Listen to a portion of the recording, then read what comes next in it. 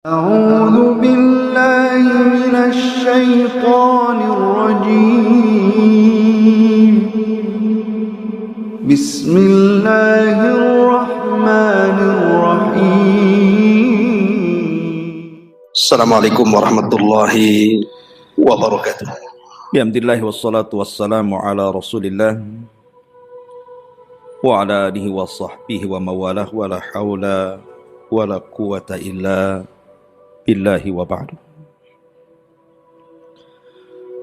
Alhamdulillah, segala puja dan puji hanya milik Allah subhanahu wa ta'ala. Salawat dan salam kita hadiahkan kepada Rasul kita Nabi besar Muhammad sallallahu alaihi wa ala alihi wasallam. Di pagi hari ini insyaallah kita akan membahas satu tema tentang sebuah keyakinan kita kepada hari akhir, dan tema ini berkisar tentang tartib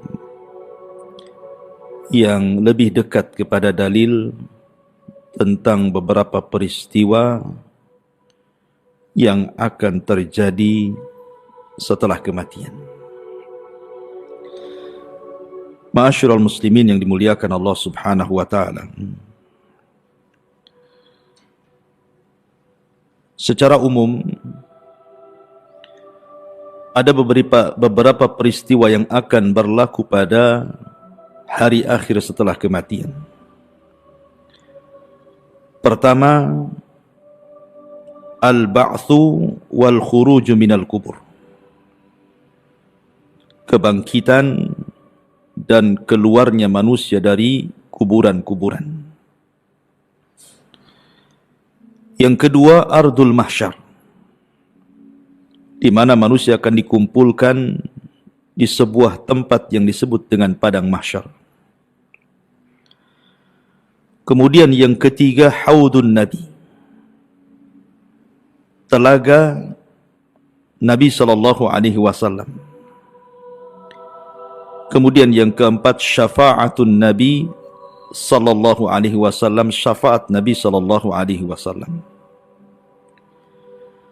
Kemudian yang kelima, al-ardu amam Allah, pembentangan amal di hadapan Allah subhanahu wa ta'ala. Kemudian yang keenam, kemudian ketujuh dan kedelapan, ini terjadi silang pendapat di antara ulama. Mana yang lebih dulu? Hisab, kemudian pembagian catatan atau suhuf, dan juga timbangan. Nanti saya jelaskan. Kemudian setelah itu inqisamun nas, ajwajun, manusia akan dikelompok-kelompokkan sesuai dengan amalannya di bumi. Kemudian setelah itu ada qantaratul madzalim, ada qisas di antara manusia. Dan yang terakhir, al-jannatu wan nar, adanya sorga dan neraka. Inilah yang kita akan bahas di pagi hari ini. Ma'asyiral muslimin yang dimuliakan Allah subhanahu wa ta'ala, keyakinan kita kaum muslimin bahwa manusia pasti dibangkitkan. Dan bagaimana caranya Allah subhanahu wa ta'ala membangkitkan? Ada yang mengatakan bahwa ketika Allah subhanahu wa ta'ala hendak membangkitkan manusia, maka Allah akan turunkan hujan yang sangat deras. Kemudian hujan itu akan membasahi semua tanah di bumi. Tentu bumi bukan bumi yang kita pijak hari ini, tetapi bumi yang sudah dirubah. Yauma tubaddalul ardu ghairal ardi, bumi yang sudah dirubah bentuknya oleh Allah subhanahu wa ta'ala dari bulat menjadi terhampar, sehingga tidak ada satu jengkal tanah pun kecuali hujan akan menembus bumi itu. Dan di dalam bumi itu ada tulang-tulang ekor manusia. Inilah di antara makhluk Allah subhanahu wa ta'ala yang tidak dihancurkan pada hari kiamat. Sejak Adam alaihi salatu wassalam sampai yang terakhir mati, tulang ekornya manusia, ujung tulang ekor tidak akan dihancurkan. Karena dari situ kita akan dibangkitkan. Ketika kemudian air hujan yang Allah hujani mengenai tulang-tulang ekor itu, kemudian Allah subhanahu wa ta'ala menyuruh seorang pemanggil untuk menyeru agar manusia dibangkitkan kembali. Maka tiba-tiba kemudian Allah subhanahu wa ta'ala ciptakan kembali tulang belulangnya, daging-dagingnya, darah-darahnya, kemudian menyatu dengan setiap tulang ekor manusia itu. Maka manusia akan keluar dari kuburannya tanpa ruh. Bayangkan, manusia sejak Adam alaihi salatu wassalam sampai yang terakhir mati, Allah keluarkan dari isi bumi, diletakkan di permukaannya. Sebagaimana Allah subhanahu wa ta'ala berfirman, wa alqat ma fiha wa takhallat. Dan kami kosongkan perut bumi dari jasad-jasad manusia dan dilempar ke permukaan bumi. Dan Allah juga mengatakan wa akhrajatil ardu athqalaha. Dan kami keluarkan beban-beban bumi ke permukaannya. Kemudian setelah itu Allah subhanahu wa ta'ala perintahkan Israfil untuk meniupkan sangkakala yang kedua. Ketika Israfil meniupkan sangkakala yang kedua, maka tiba-tiba ruh yang Allah subhanahu wa ta'ala letakkan di hari ketika Allah menghancurkan alam semesta, bagi ruhnya orang-orang yang beriman Allah letakkan fil illiyin, bagi ruhnya orang-orang kafir, orang-orang fasik, munafik Allah letakkan di sijin. Maka Allah berfirman, wa idzan nufusu zuwijat, ketika ruh dilesatkan dari illiyin dan dari sijin saat tiupan sangkakala kedua Israfil, maka ruh itu akan menembus jasad-jasadnya tanpa tertukar satu jasad pun dengan ruhnya. Sejak Adam sampai yang terakhir mati, tiba-tiba manusia terbangun. Dari sini manusia terbagi menjadi dua kelompok. Kelompok yang pertama, orang-orang kafir. Mereka mengatakan sebagaimana disebutkan dalam surah Yasin, ya wailana man ba'athana mim marqadina. Duhai celaka aku, siapa yang membangkitkan aku dari tidurku? Tapi orang-orang yang beriman mereka tenang. Mereka tidak gugup. Mereka mengatakan, hadza ma wa'adar rahman wa sadaqal mursalun. Inilah janji Allah subhanahu wa ta'ala kepada kita dan benarlah ucapan para rasul.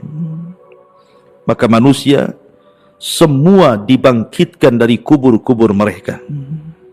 Inilah yang pertama, al-ba'thu wal khuruj minal kubur. Hari kebangkitan dan keluarnya manusia dari kuburan. Kemudian yang kedua, ardul mahsyar. Ketika manusia sudah dibangkitkan dari kubur-kubur mereka, kondisi mereka Allah subhanahu wa ta'ala sebutkan ada dua kondisi. Pertama,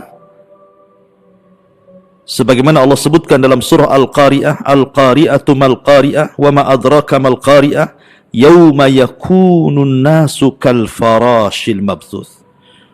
Allah gambarkan seperti farash yang dibangkitkan. Seperti farash itu artinya larat yang berterbangan ke sana kemari. Dan ayat yang lain menunjukkan kal jaradil muntashir, seperti belalang yang bertebaran. Artinya bahwa manusia ada yang bingung, tidak tahu tujuannya. Yauma yafirrul mar'u min akhi wa ummihi wa abi wa sahibatihi wa bani likulli imri'in minhum yauma idzin sya'nun yugdi. Ada orang yang lari dari temannya, lari dari orang tua ayah ibunya, lari dari pasangan dan anak-anaknya, karena pada hari itu orang sibuk memikirkan diri sendiri. Tetapi ketika manusia kemudian dalam posisi tidak tentu arah, bagi orang-orang kafir tentunya, berbeda bagi orang-orang yang beriman, mereka terarah karena Allah Subhanahu wa taala berfirman, walladzina amanu wattaba'athum dzurriyyatuhum biimanin alhaqna bihim dzurriyyatuhum. Orang-orang yang beriman dan keimanannya ditularkan kepada keluarga besarnya, maka Allah Subhanahu wa taala akan kumpulkan mereka di padang mahsyar bersama keluarganya. Mereka tidak akan lari dari keluarganya. Itulah orang-orang yang beriman. Ma'asyiral muslimin yang dimuliakan Allah Subhanahu wa taala. Kemudian datanglah penyeru dari arah yang sudah ditentukan, agar manusia yang lari ke sana kemari berkumpul di satu titik. Itulah yang disebut dengan ardul mahsyar yang kedua, bumi di mana manusia akan dikumpulkan di situ. Maka dari mana-mana manusia, dari ujung barat, timur, selatan, dan dari mana-mana yang lari ke sana kemari, akhirnya berkumpul di satu titik yang disebut dengan bumi mahsyar. Ma'asyiral muslimin yang dimuliakan Allah Azza wa Jalla, disinilah manusia akan mengalami kesulitan hidup. Bagaimana tidak, matahari didekatkan 1 mil di atas kepala, tidak ada makanan, tidak ada minuman, keringat bercucuran, ada yang tenggelam seluruh badannya dengan keringatnya, ada yang tenggelam dengan keringatnya satu dada, satu pusar, satu lutut, sesuai dengan amalannya di dunia. Akan tetapi yang tersengat matahari itu hanya orang-orang kafir. Orang-orang yang beriman tidak akan tersengat matahari, karena ada naungan yang menaungi mereka. Sebagaimana Allah Subhanahu wa ta'ala terangkan bahwa orang-orang yang beriman itu fi dilalin wa uyun, mereka akan ada payung yang akan menahan sinar matahari langsung ke atas kepala mereka. Mereka dinaungi. Itulah orang-orang yang beriman. Mereka tidak akan kepanasan, tidak seperti kepanasan orang-orang kafir, sehingga cucuran keringatnya sampai menenggelamkan mereka, sehingga kalau seandainya kapal dijalankan di atas keringatnya, maka kapal itu bisa berlalu. Ma'asyiral muslimin yang dimuliakan Allah Subhanahu wa ta'ala, saat manusia kehausan karena mereka dibangkitkan dari kubur-kubur mereka, ibaratnya kita tertidur lama, kemudian kita dibangunkan, tentu yang pertama kali kita akan cari air karena kita haus. Coba saja Anda tidur 3 hari, 4 hari, kemudian terbangun, pasti yang ditanya air. Maka peristiwa yang ketiga adalah haudun Nabi sallallahu alaihi wasallam, telaga Nabi. Dan setiap Nabi diberikan telaga. Dan Nabi sallallahu alaihi wasallam diberikan telaga. Panjangnya perjalanan 1 bulan, lebarnya perjalanan 1 bulan, gelas ciduknya sejumlah bintang yang ada di langit. Air telaga Rasul warnanya putih, lebih putih dibandingkan susu, rasanya lebih manis dibandingkan madu. Orang yang minum dari telaga itu, kata Nabi SAW, man syariba minhu falam yadma abada. Orang yang minum dari telaga itu tidak mungkin haus selamanya. Ma'asyiral muslimin yang dimuliakan Allah Azza wa Jalla, maka mulailah setiap umat mencari nabinya, dan Nabi SAW sudah menunggu di telaganya. Maka satu persatu umat Rasul dan umat-umat yang lain meminum dari telaga yang sudah Allah Subhanahu wa ta'ala anugerahkan kepada setiap nabi, termasuk Rasul sallallahu alaihi wasallam. Dan yang pertama meminum telaga Rasul adalah ahlul Yaman dari kalangan Ansar, sahabat Nabi sallallahu alaihi wasallam. Kemudian disusul dengan Muhajirin, kemudian disusul dengan orang-orang mulia setelahnya. Tetapi tiba-tiba ada umat Rasul yang hendak mendekati telaga itu, tiba-tiba diusir, dihalau para malaikat. Sehingga kemudian Nabi SAW, karena dia seorang Nabi yang memiliki kasihan dengan umatnya, berteriak-teriak dan mengatakan, ummati ummati ya Rabb, itu umatku, biarkan mereka minum. Tapi Allah Subhanahu wa ta'ala katakan, ya Muhammad, innaka la tadri ma ahdatsu ba'dak, innahum ghayyaru wa baddalu. Wahai Muhammad, engkau tidak tahu Apa yang terjadi dengan umatmu sepeninggalmu? Mereka sudah keluar dari sunnahmu, mereka sudah keluar dari petunjukmu. Biarkan mereka tidak minum dari telagamu. Maka orang-orang yang tidak minum, mereka akan mengalami kehausan yang luar biasa, tetapi mereka tidak bisa diwafatkan. Mereka akan tersiksa seperti itu. Ma'asyiral muslimin yang dimuliakan Allah Subhanahu wa taala. Setelah kemudian umat-umat meminum dari air telaga setiap para nabinya, ada yang minum dan ada yang dihalau, maka disinilah kemudian manusia akan masuk pada proses yang keempat yang disebut dengan syafa'atun nabi. Syafaat nabi. Manusia di padang mahsyar bukan sebentar. Allah Subhanahu wa taala sendiri yang mengatakan khamsina alfasanah, 50.000 tahun mereka berdiri, tidak duduk, tidak berbaring. Yauma yaqumun nas li rabbil alamin. Mereka berdiri menghadap Rabbul Alamin. Mereka kelelahan, keletihan. Mereka kebingungan apa yang harus mereka lakukan. Maka Allah Subhanahu wa taala mengilhamkan kepada penduduk yang ada di padang mahsyar untuk datang kepada Adam alaihi salatu wassalam. Berangkatlah manusia ini yang segitu banyaknya menuju bapak mereka, bapak kita semua, Adam alaihi salatu wassalam. Maka mereka mengatakan, ya Adam, anta abul bashar. Wahai Adam, bukankah engkau bapak bagi kami? Ishfa' lana ila rabbik. Ala tara ila ma nahnu fi. Mintalah syafaat kepada Rabbmu. Tidakkah kau iba melihat kondisi kami? Tapi Adam alaihi salatu wassalam i'tidar, memberikan uzur dan mengatakan, nafsi nafsi idhabu ila nuh. Aku tidak sanggup, pergi kalian. Cobalah kalian temui Nabi, Rasul dan ulul azmi yang pertama, Nuh alaihi salatu wassalam. Berangkatlah mereka ke Nuh. Rupanya jawaban Nuh sama dengan jawaban Adam. Tidak sanggup memberikan syafaat. Nuh alaihi salatu wassalam justru mengatakan, nafsi nafsi idhabu ila Ibrahim. Pergilah kalian, aku tidak bisa memberikan syafaat kepada kalian. Berangkatlah kepada Ibrahim, Nabi Allah Ibrahim, ulul azmi yang kedua dari kalangan para nabi dan rasul. Berangkatlah mereka kepada Ibrahim alaihi salatu wassalam. Tapi Ibrahim pun punya alasan, tidak bisa memberikan syafaat karena dia pernah berdusta 3 kali dusta. Sehingga Ibrahim tidak meminta uzur, kemudian mengarahkan manusia, datanglah kalian kepada ulul azmi yang ketiga. Siapa?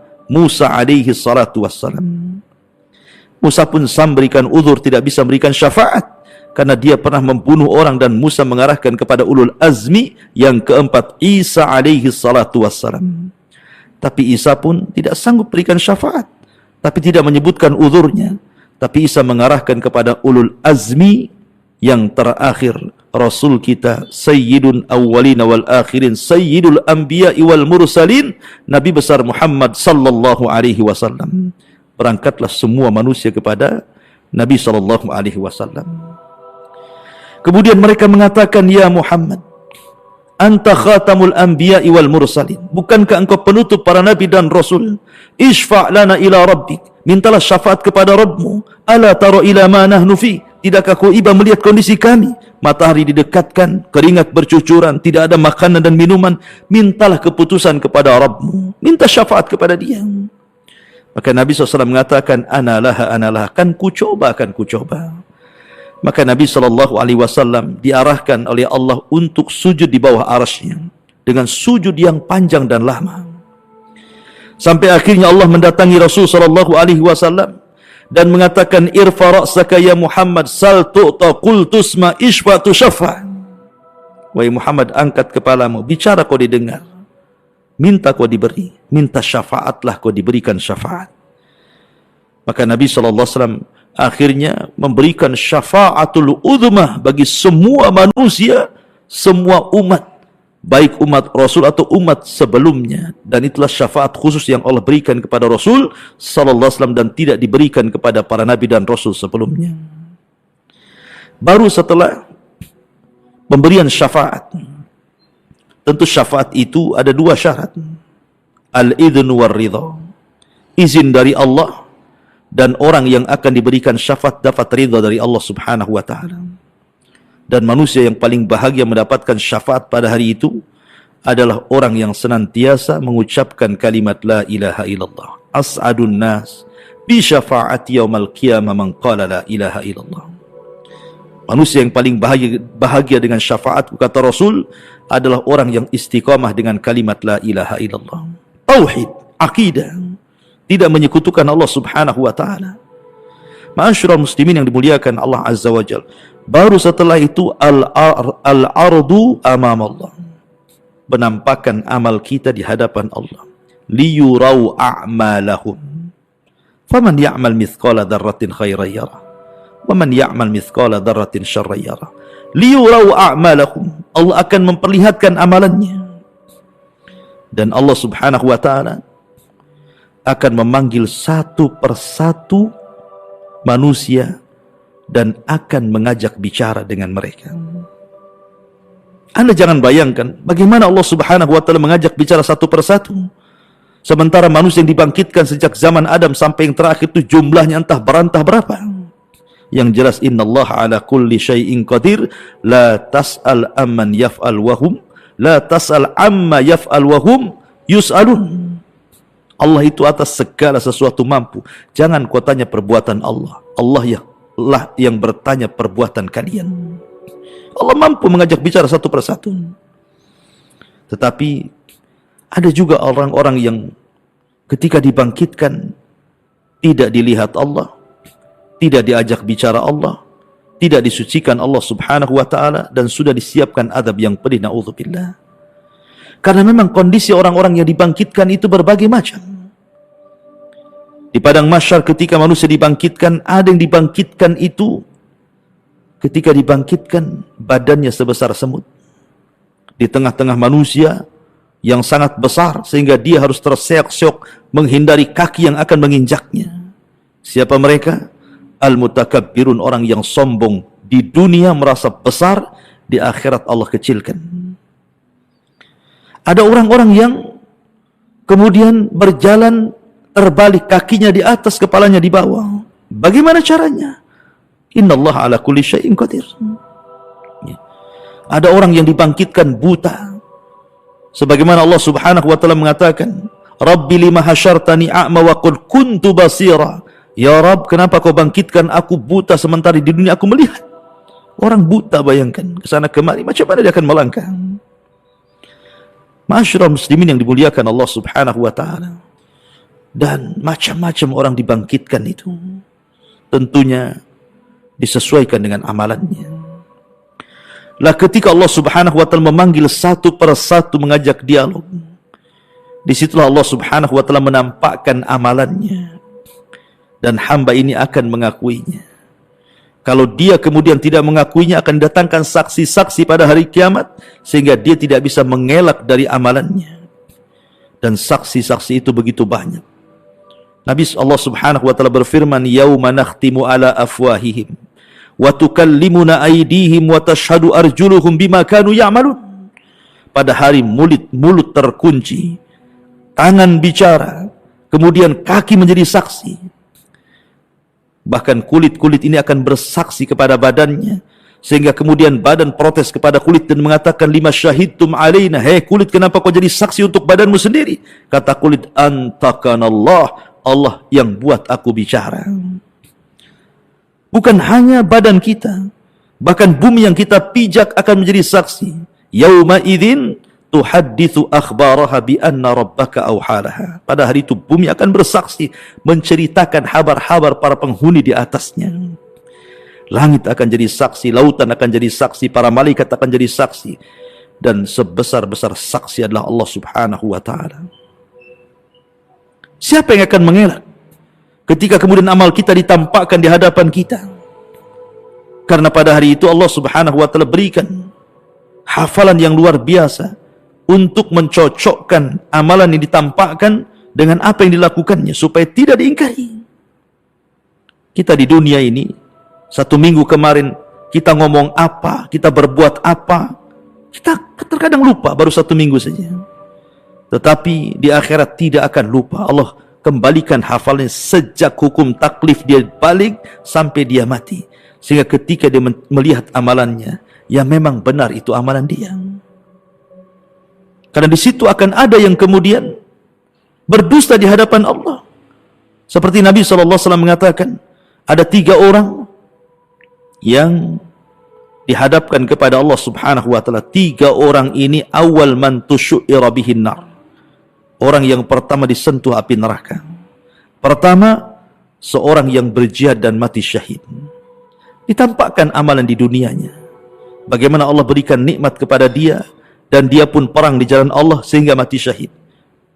Kemudian Allah mengatakan, fima amilta fiha, apa yang sudah ku amalkan di bumi. Maka dia mengatakan, ustushhidu fika, aku mati syahid karenamu ya Rabb. Maka Allah mengatakan, kadzabta, dusta kamu. Kamu berperang, mati syahid. Kamu hanya supaya orang-orang mengatakan kau ini pahlawan saja. Maka Allah perintahkan malaikat masukkan orang ini ke neraka. Kemudian didatangkan orang-orang yang pakar Quran. Selama di dunia dia mengajar Quran, diundang ke sana kemari untuk mengaji Al-Quran. Dengan suara yang indah. Kemudian dia meninggal, Allah pun panggil orang ini, kemudian ditampakkan amalan di dunianya. Kemudian dia pun mengenali dan mengakuinya. Dan Allah mengatakan, fima amilta fiha. Lalu apa yang kau lakukan di dunia? Dia pun mengatakan, ya Rabb, aku membaca Quran karenamu. Aku diundang membaca Quran di sini dan di situ karenamu. Maka Allah mengatakan, kadzabta, dusta kamu. Dusta kamu. Kau membaca Quran supaya orang mengatakan kau seorang qari. Ya. Kemudian datangkan ahli sedekah. Ahli sedekah didatangkan. Kemudian dia mengatakan ketika diperlihatkan amalannya, dia menyumbang masjid, menyumbang madrasah, fuqara wal masakin, anak yatim, orang yang berhajat dan membutuhkan. Tidak ada tempat yang perlu disedekahkan, disedekahkan.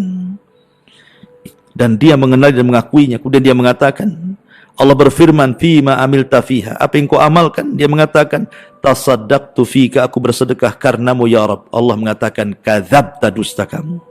Kau bersedekah supaya orang-orang menganggap kau ini dermawan. Artinya bahwa ada orang-orang yang berdusta di hadapan Allah. Tapi bagaimana Allah kemudian disamakan dengan makhluk? Anda bisa berdusta di hadapan makhluk di bumi, tapi tidak mungkin Anda berdusta di hadapan Allah Subhanahu wa taala. La takhfa 'alaihim khafiyah. Allah tidak mungkin terhalangi apapun yang menghalangi kita. Ma'asyiral muslimin yang dimuliakan Allah Subhanahu wa taala. Baru setelah itu terjadi al-hisab alal a'mal, hisab terhadap amal manusia. Kemudian qiraatul kitab, kita disuruh membaca kitab, catatan, dan mengambilnya. Sehingga ada yang mengambil dengan tangan kanan, tangan kiri, dan di belakang punggungnya. Termasuk kemudian mizan, timbangan. Saya katakan tadi terjadi silang pendapat. Sebelum saya jelaskan, terjadi silang pendapat di antara 3 perkara ini. Al-Imam Ibnu Taimiyah rahimahullahu ta'ala mengatakan bahwa 3 perkara ini, mana yang lebih dahulu, hisab ataukah timbangan, ataukah pembagian suhuf catatan? Syekhul Islam Ibnu Taimiyah rahimahullah ta'ala mengatakan bahwa yang pertama timbangan dulu, kemudian yang kedua pembagian suhuf catatan, kemudian yang ketiga baru terjadi hisab.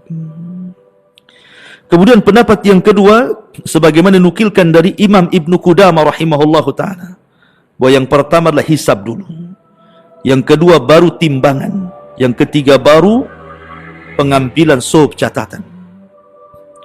Kemudian pendapat yang ketiga ini Imam Safarini mengatakan bahwa yang pertama pembagian suhuf dulu, baru kemudian hisab, baru kemudian timbangan. Wallahu a'lam.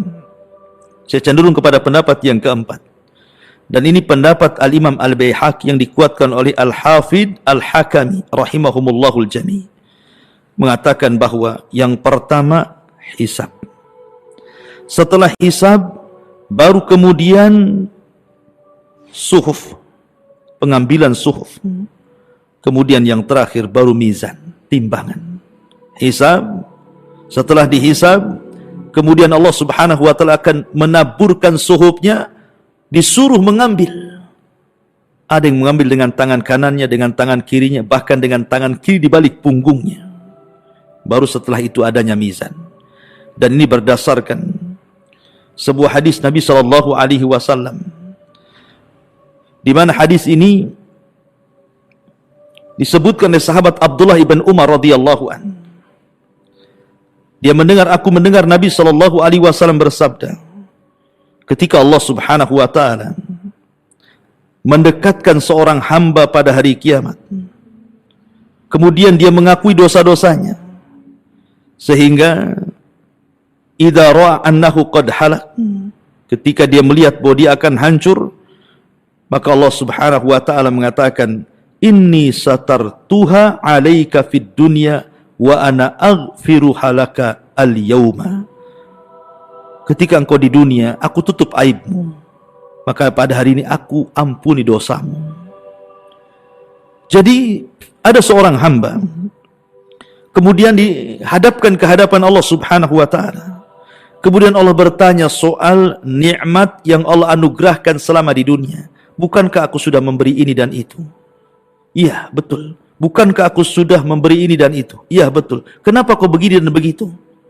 Kenapa engkau begini dan begitu? Terus diberikan pertanyaan oleh Allah Subhanahu wa taala, sehingga ketika dia merasa bahwa dia tidak pantas lagi masuk surga, terlampau banyak keburukan yang dia lakukan, tiba-tiba Allah mengatakan, inni satartuha fid dunya, aibmu sudah kututupi di dunia. Ingat, kalau bukan karena Allah Subhanahu wa taala menutup aib kita, tidak ada manusia harganya di hadapan manusia yang lain. Manusia dihormati itu karena Allah tutupi aibnya. Kalau aib kita dibongkar oleh Allah, satu dunia manusia pasti menghinakan manusia. Maka beruntunglah, bersyukurlah Allah tutup aib kita sehingga banyak orang yang muliakan kita. Dan nikmat dari Allah Subhanahu wa taala. Siapapun dia. Makanya Imam Ahmad ibn Hanbal rahimahullahu taala ketika dia ke pasar, tiba-tiba datang murid-muridnya dari mana-mana hendak menolong Imam Ahmad dan mengatakan, jangan, biar barang ini aku yang bawa. Kalian menghormatiku itu karena Allah menutup aibku. Seandainya Allah buka aibku, kalian letakkan pasir di atas kepalaku. Ma'asyiral muslimin yang dimuliakan Allah Subhanahu wa taala. Kembali bahwa Al-Hafidh Al-Hakami dan juga Al-Imam Baihaqi berdasarkan zahir hadis ini, ketika Allah Subhanahu wa taala katakan, aku tutupi aibmu di dunia, sekarang ku ampuni dosamu. Kemudian Rasulullah SAW melanjutkan, thumma yu'ta atau thumma yu'ta kitabu hasanatihi biyamini. Kemudian diberikan padanya catatan kitabnya dengan tangan kanannya. Adapun orang kafir dengan tangan kirinya. Dari sini Allah Subhanahu wa taala katakan, wa man adlam mimman iftara 'ala Allahi kadhiba ulaika yu'raduna 'ala rabbihim wa yaqulul ashhad haula'i alladhina kadzdzabu 'ala rabbihim 'ala la'natullah 'ala dhalimin. Dan siapakah yang lebih zalim dari orang-orang yang mengada-adakan sebuah kebohongan terhadap Allah? Mereka itu akan dihadapkan kepada Allah, dan para saksi akan berkata, orang-orang inilah yang telah berbohong terhadap Tuhan mereka. Ingatlah laknat Allah ditimpakan kepada orang-orang zalim. Dari zahir hadis ini, maka sangat cocok dengan pendapat Al-Imam Al-Baihaqi yang dikuatkan Al-Hafidh Al-Hakami, bahwa proses antara hisab, mizan dan suhub itu diawali dengan hisab dulu, baru pembagian catatan, baru kemudian terjadi mizan. Bicara tentang hisab, ma'asyiral muslimin yang dimuliakan Allah Azza wa Jalla, ada orang-orang yang Allah Subhanahu wa taala berikan anugerah mereka tidak dihisab. Seperti ketika Nabi SAW bicara tentang 70.000 orang yang masuk surga tanpa hisab dan azab. Kemudian Nabi SAW menceritakan siapa mereka. Kata Nabi SAW, alladzina la yastarkun wa la yaqtawun wa la yatatayyarun wa ala rabbihim yatawakkalun. Orang yang tidak minta ruqyah, orang yang tidak minta diobati dengan besi panas, orang yang senantiasa tidak tatayur, menganggap sial dan untung itu kepada selain Allah, dan orang yang menambatkan hati bertawakal kepada Allah. Mereka lah sifat-sifat ini kalau terkumpul pada seorang hamba, maka orang ini akan masuk surga tanpa hisab dan azab. Dalam sebuah hadis yang lain, Nabi SAW bersabda, idza kana yaumul qiyamah amarallahu munadiyan yunadi. Apabila datang hari kiamat, maka Allah panggil penyeru untuk menyeru. Apa seruannya? Seruannya, man kana lahu 'ala Allah ajrun, barang siapa yang punya pahala di sisi Allah, berdirilah kalian. Kemudian berdiri orang-orang yang ketika di dunia suka memaafkan, mudah memaafkan. Faman 'afa wa aslaha fa ajruhu 'ala Allah. Karena Allah mengatakan barang siapa yang suka memaafkan, suka mengislah, maka pahalanya akan diberikan kepada Allah. Maka orang yang suka memaafkan dan suka islah, maka mereka akan masuk surga tanpa hisab dan adab. Kemudian orang yang kedua, Nabi SAW menjelaskan, kemudian penyeru akan mengatakan, siapa yang punya pahala di sisi Allah Subhanahu wa taala, falyakum, berdirilah. Maka kemudian berdirilah orang yang kedua. Kemudian dikatakan kepadanya bahwa dia sudah melakukan ini dan itu. Dalam riwayat, mereka adalah orang-orang yang mati syahid. Maka orang-orang yang mati syahid, mereka punya pahala di sisi Allah Subhanahu wa taala. Maka dikatakan kepada orang-orang yang mati syahid, masuklah kalian ke dalam surga tanpa hisab dan adab. Kemudian juga penyeru menyerukan lagi, siapa yang punya pahala di sisi Allah Subhanahu wa taala, falyakum, berdirilah. Kemudian berdirilah orang-orang yang memiliki sifat ini, sifat itu, dan begitu seterusnya. Akhirnya kemudian orang-orang ini dimasukkan tanpa hisab dan tanpa adab, direct masuk surga. Sebagian para ulama ketika menyebutkan amalan-amalan yang mendatangkan seseorang sehingga ketika dia masuk surga tanpa dihisab dan diadab, di antara amalannya adalah amalan-amalan pertama, orang-orang yang istiqomah. Yang kedua, orang-orang yang punya akhlak yang indah. Yang ketiga, orang-orang yang senantiasa menjaga kewajiban-kewajiban Allah. Kemudian yang keempat, orang yang ittiba'us sunan, senantiasa mengikuti sunnah Nabi. Kemudian yang kelima, al-qiyam bi'a'malil ukhra, dia berusaha untuk beramal dalam rangka untuk orang lain. Kebaikannya diberikan kepada orang lain. Karena orang yang paling manfaatlah anfa'uhum linnas, orang yang manfaat bagi orang lain. Dan begitu seterusnya, termasuk orang yang menjalankan perintah, menjauhi larangan, kemudian sungguh-sungguh dalam beramal saleh, kemudian menjauhi larangan-larangan Allah Subhanahu wa taala. Maka amalan-amalan ini, kata para ulama, salah satu penyebab orang akan dibebaskan dari hisab dan adab.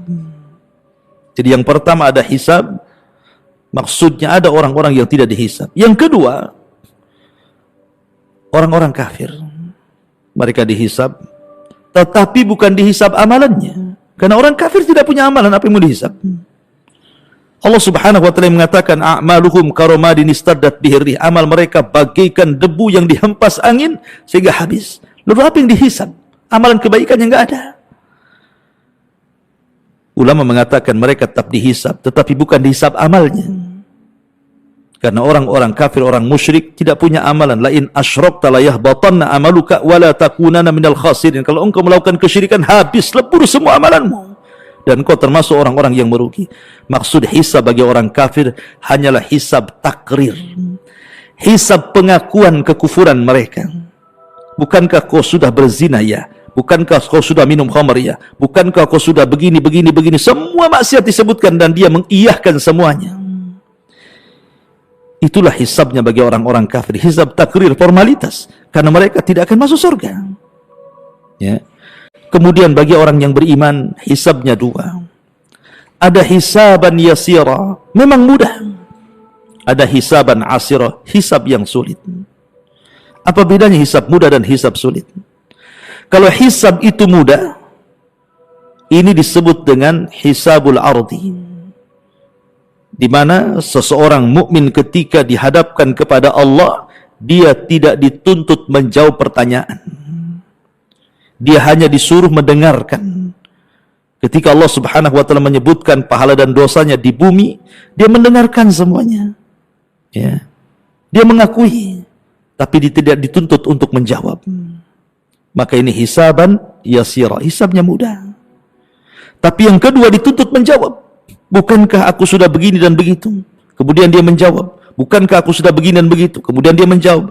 Kalau terjadi dialog ketika hisab, maka Rasul mengatakan, man nukisha fil hisab udzib. Siapa yang terjadi perdebatan antara Allah dan hambanya ketika dihisab, pasti akan diazab orang ini.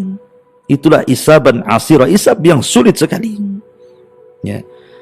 Dan manusia sekali lagi harus tinggal di padang mahsyar itu 50.000 tahun. Apakah semua manusia tinggal 50.000 tahun? Tidak. 50.000 tahun itu hanya berlaku kepada orang-orang kafir saja. Orang yang beriman tidak akan lama hisabnya. Nabi SAW hanya menyebutkan hisabnya bagi umat Rasul, dan umat Rasulullah orang yang pertama dihisab. Kata Nabi SAW, nahnul awwalun, nahnul akhirun, al-awwalun. Kita umat yang terakhir, tapi orang yang pertama dihisab. Dan hisabnya umat Islam cepat, ma'ruf, sesuai dengan akal, karena memang usia umat kita tidak panjang, hanya sekitar 60-70 tahun saja, sehingga tidak banyak yang dipertanggungjawabkan. Berbeda dengan umat dulu yang panjang-panjang, amalannya juga banyak, maksiatnya juga banyak, sehingga lama pula hisabnya bagi mereka. Tapi hisabnya bagi umat Islam, umat Rasul yang beriman, hanya separuh hari saja. Tapi jangan sangka separuh hari itu sebentar, karena separuh hari akhirat berbeda dengan separuh hari di dunia. Kalau separuh hari di dunia ba'da duhur sampai terbenam matahari, separuh hari. Tapi satu hari kehidupan akhirat, kata Allah Subhanahu wa taala, inna yauman inda rabbika ka'alfi sanatin mimma ta'uddun. Satu hari kehidupan akhirat bila dibandingkan dengan kehidupan dunia, lamanya sama dengan 1000 tahun. Artinya separuh hari itu 500 tahun. Makanya ada hadis yang mengatakan orang-orang fakir yang beriman akan masuk dulu ke sorga, sementara orang kaya akan masuk sorga belakangan setelah setengah hari dari orang-orang fakir yang beriman. Karena ya, orang kaya banyak hisabnya. Min aina iktasabahu wa fima anfaq. Dari mana kau dapati harta itu, kemana kau belanjakan? Ma'asyiral muslimin yang dimuliakan Allah Subhanahu wa ta'ala, baru setelah proses hisab, baru tatayyurus suhuf, di mana suhuf diterbangkan. Faman utiya kitabahu biyamini fasawfa yuhasabu hisaban yasira. Ketika dia mendapatkan catatan dengan tangan kanannya, maka dia akan diperiksa dengan periksa yang mudah oleh Allah Azza wa Jalla. Hisab yang mudah. Tapi fa'amman utiya wara'a dhahri, dalam ayat yang lain utiya bishimali, barang siapa yang mengambil catatannya dengan tangan kiri atau di belakang punggungnya, celakalah dua kelompok ini. Adapun orang-orang yang telah mendapatkan catatannya dan Allah Subhanahu wa taala sudah ampuni dosa-dosanya, dengan bangganya dia mengambil catatan itu dengan tangan kanannya, kemudian dia tegak di hadapan manusia, kemudian dia mengatakan, ha umuqra'u kitabiyah, ha umuqra'u kitabiyah. Lihatlah catatanku ma'asyiral muslimin yang dimuliakan Allah Azza wa Jalla. Dengan bangganya dia mengatakan, ha umuqra'u kitabiyah. Ya. Kenapa demikian? Karena dia mengatakan, inni dhanantu anni mulakin hisabiyah. Karena sewaktu aku hidup di bumi, di dunia, aku yakin bahwa kejadian ini pasti berlaku. Makanya aku bersungguh-sungguh untuk kejadian hari ini dengan beramal saleh, dengan salat, puasa, zakat, haji, sedekah, baca Quran, zikir. Aku sungguh-sungguh karena aku tahu akan terjadi hal ini. Maka bangga dia mengambil kitabnya, kemudian dia mengatakan, ha umuqra'u kitabnya, baca catatanku. Senang dia. Tetapi orang-orang yang mengambil catatan dengan tangan kirinya, fa amma man utiya kitabahu bishimali. Adapun orang-orang yang mengambil catatan dengan tangan kirinya, apa yang terjadi? Maka Allah Subhanahu wa taala katakan, fasawfa yad'u thubura, maka dia akan mencela dirinya. Bagaimana bentuk celaannya? Lihat surah Al-Haqqah. Allah Subhanahu wa taala mengatakan, ya laitani lam uta kitabiyah wa lam adri ma hisabiyah, ya laitaha kanatil qadiyah ma aghna anni maliyah halaka anni sultaniyah khuduhu fagulluh thummal jahima sallu thumma fi silsilatin dzar'uha sab'una dira'an faslukum. Dia katakan ketika mengambil catatannya dengan tangan kirinya, dia mengatakan apa? Duhai kiranya aku tidak mengambil catatan itu. Duhai kiranya aku tidak tahu hisab yang akan menimpaku. Duhai kiranya aku mati dan tidak dibangkitkan kembali. Apalah gunanya harta yang ditumpukan, tidak ada manfaatnya hari ini. Apalah gunanya jabatan kepemimpinan, tidak ada faedahnya hari ini. Maka Allah Subhanahu wa taala katakan, khuduhu, tangkap dia, faghullu, rantai dia, tsummal jahima, selalu masukkan ia ke dalam jahim. Ma'asyiral muslimin yang dimuliakan Allah Azza wa Jalla. Dan orang yang mengambil catatan dari punggungnya, dan mereka adalah orang-orang munafik, ghayatul kufri, sekufur-kufurnya orang kufur itu munafik. Maka Allah Subhanahu wa taala sediakan satu neraka bagi mereka, innal munafiqin fi darkil asfali minan nar. Orang-orang munafik akan diletakkan di intip neraka yang paling dasar. Ma'asyiral muslimin yang dimuliakan Allah Subhanahu wa taala. Baru setelah kemudian mereka mengambil catatan-catatannya, maka Allah Subhanahu wa taala akan datangkan mizan, timbangan. Apa yang ditimbang? Orangnya. Yang kedua, amalannya. Yang ketiga, catatannya. Faman thaqulat mawazinu fahuwa fi isyatir radiyah. Wa amma man khaffat mawazinu fa ummuhu hawiyah wa ma adraka ma hiya narun hamiyah. Siapa yang berat timbangan kebaikannya, maka dia diberikan kehidupan indah di surga. Siapa yang ringan amalan kebaikannya, maka dia akan dimasukkan ke neraka hawiyah. Wa ma adraka ma hiya. Apa neraka hawiyah itu? Narun hamiyah, neraka yang menyala-nyala. Ma'asyiral muslimin yang dimuliakan Allah Azza wa Jalla. Kemudian setelah itu terjadilah inqisamun nas. Manusia akan digolongkan bersama golongannya. Allah Subhanahu wa taala berfirman, "Ukhsyurul ladzina zalamu wa ajwajuhum wa ma kanu ya'budun min dunillahi fahduhum ila siratil jahim." Diperintahkan kepada para malaikat, kumpulkanlah manusia-manusia yang zalim itu beserta teman-teman sejawat mereka dan apa yang dahulu telah mereka sembah selain daripada Allah, lalu tunjukkanlah kepada mereka kemana jalan neraka. Jadi Allah Subhanahu wa taala setelah melakukan proses hisab, kemudian pembagian catatan, kemudian terjadi timbangan, kemudian sudah diketahui mana yang mengambil catatan dengan tangan kanan ataukah tangan kirinya, mana timbangan yang berat kebaikannya ataukah keburukannya, maka manusia akan digolongkan bersama sesembahan mereka. Bagi nyembah batu dikumpulkan dengan batunya, bagi nyembah pohon dikumpulkan dengan pohonnya, bagi nyembah iblis dikumpulkan dengan iblisnya, dan begitu seterusnya. Kemudian Allah mengatakan, fahduhum ila siratil jahim. Kasih tahu alamat ke neraka. Kasih tahu orang-orang ini ke alamat ke neraka. Maka Allah katakan, wasiqal ladina kafaru ila jahannama zumara. Maka Allah akan kiring orang-orang kafir untuk dimasukkan ke neraka jahannam. Na'udzubillah. Ketika orang-orang kafir sudah masuk neraka, ya, ma'asyiral muslimin yang dimuliakan Allah Azza wa Jalla, yang sebelumnya tentu terjadi qisas dulu. Sebelum mereka dimasukkan ke dalam neraka, di sini akan terjadi qisas.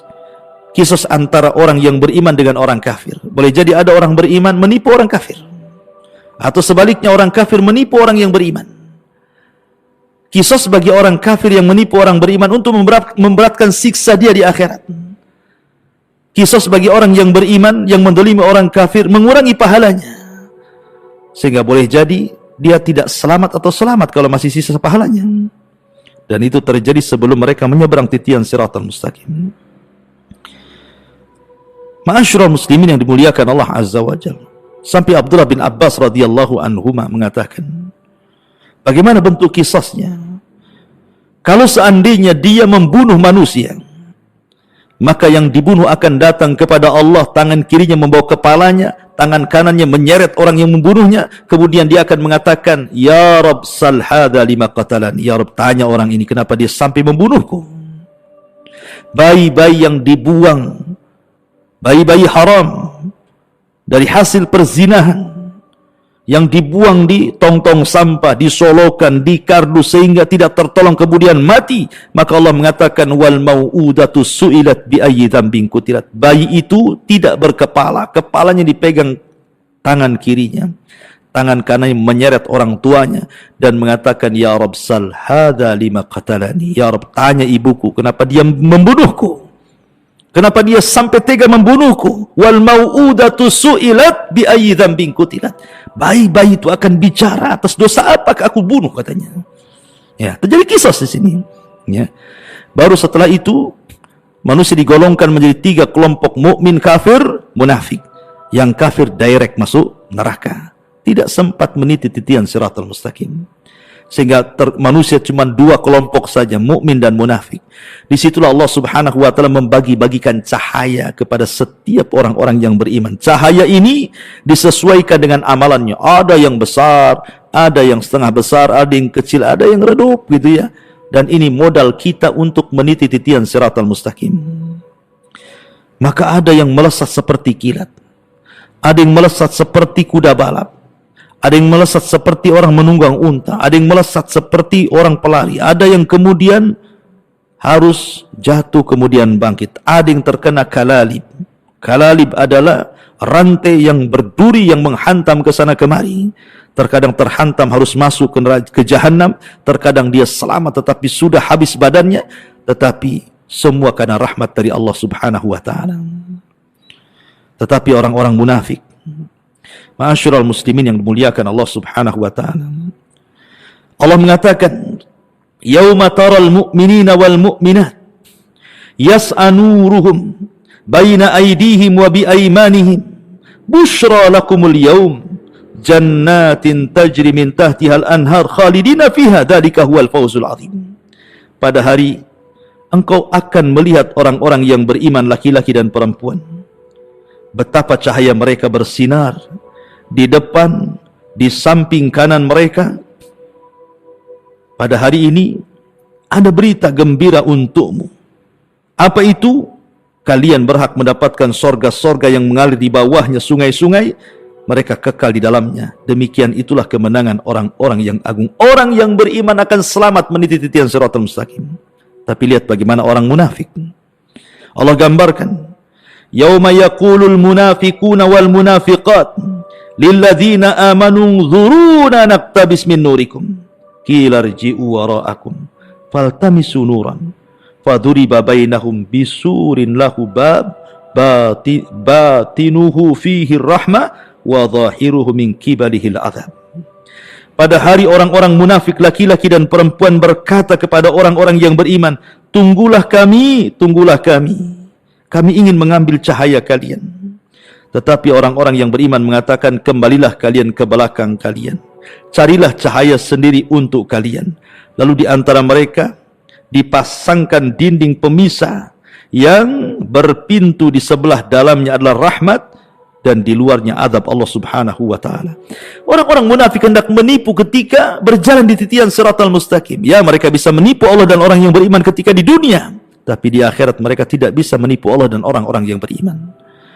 Ma'asyiral muslimin yang dimuliakan Allah Azza wa Jalla, baru setelah manusia meniti titian siratal mustaqim, sampailah mereka di kontorah. Rupanya di sini ada kisos lagi, tetapi kisos di antara orang-orang yang beriman. Inilah yang disabdakan Nabi SAW tentang hadis muflis. Tahukah kamu siapa yang bangkrut, kata Rasul? Sahabat mengatakan, orang yang gulung tikar usahanya, orang yang tidak punya dinar, tidak punya dirham, itulah bangkrut. Kata Rasul, bukan itu. Tetapi orang yang bangkrut, man ata yaumal qiyamah bi salatin wa sadaqatin wa siyamin wa hajjin wa ibadatin. Orang yang datang pada hari kiamat membawa pahala solat, pahala haji, pahala puasa, pahala sedekah dan banyak pahala ibadah. Tapi di satu sisi dia mendolimi si fulan, mencaci maki si fulan, membunuh si fulan, mengini si fulan, mengitu si fulan. Maka terjadilah kisas untuk mendapatkan keadilan. Dulu kamu mendolimi saya, ya, mana pahalamu? Maka kemudian orang yang mendolimi akan diambil pahalanya oleh orang yang didolimi. Ketika dia banyak mendolimi orang sehingga pahalanya habis dibagi-bagikan kepada orang tersebut, habis, dia tidak punya pahala lagi. Sementara orang yang didolimi masih banyak. Maka orang-orang ini akan mengatakan, mana pahalamu? Dia mengatakan, pahalaku sudah habis. Terlampau banyak orang yang kudolimi. Kalau kau tidak punya pahala sebagai barter, aku punya dosa. Ambillah dosaku untukmu. Inilah bangkrut. Bahasa kita kalau pedagang itu sudah hilang modalnya, banyak hutangnya. Sudah hilang pahalanya, nanggung dosa orang. Itu orang bangkrut. Maka ketika orang ini kemudian bangkrut, yang harusnya 1 jengkal lagi dia masuk surga, tiba-tiba tidak bisa masuk surga. Makanya Nabi SAW mengatakan, ada seseorang antara dia dengan surga tinggal 1 hasta, tinggal melangkah saja. Tapi Allah takdirkan dia beramal dengan amalan penduduk neraka, Allah catat pula menjadi penduduk neraka. Ya. Ma'asyiral muslimin yang dimuliakan Allah Azza wa Jalla. Kenapa terjadi kisah di depan surga, di depan pintu surga, kontara? Supaya ketika orang yang masuk ke dalam surga itu, wa naza'na ma fi sudurihim min ghillin ikhwana, kami cabut di dada-dada para penghuni surga itu kedengkian, karena sudah puas dengan keadilan. Di dunia, walaupun mengikuti syariat Islam, belum tentu ada rasa keadilan. Apalagi tidak mengikuti syariat Islam. Contoh, seseorang membunuh, kemudian keluarga korban minta dikisos dibunuh. Apakah keluarga korban puas? Tidak. Banyak yang tidak puas walaupun sama-sama dibunuh. Karena terkadang ya wajar saja dia yang membunuh preman, tapi yang dibunuh keluarga saya ini orang yang menopang kehidupan keluarga. Tanpa dia siapa yang memberi makan kami? Walaupun sudah sama-sama dibunuh kisos nih, keadilan belum ada. Ya. Itu yang ikut syariat Islam kan, secara hati itu kayaknya kurang puas. Tetapi di akhirat diulang lagi kisos itu. Ya. Di dunia sudah kisos, diulang lagi. Supaya apa? Supaya hati-hati kedengkian, kebencian, dendam itu hilang semuanya, sehingga masuk surga betul-betul menjadi satu hati. Tidak ada dengki, tidak ada hasad, tidak ada dendam, tidak ada emosi. Karena di surga itu semua salam. Semua salam. Semua selamat. Selamat lisannya, selamat hatinya, selamat perbuatannya, semua selamat. Makanya disebut Darussalam. Ya, Darussalam. Fisik manusia selamat, tidak kencing, tidak berak, tidak meludah, tidak ada dahak, tidak bau. Perempuannya tidak haid, tidak ada nifas. Mereka makan, minum, dikeluarkan dengan keringatnya. Semua selamat, selamat fisiknya, selamat akhlaknya, selamat lisannya, selamat matanya, selamat, semua selamat. Itulah surga. Dari sini menunjukkan bahwa inilah di antara tartib peristiwa-peristiwa yang akan berlaku setelah kematian. Mudah-mudahan menjadi ibrah bagi kita semuanya.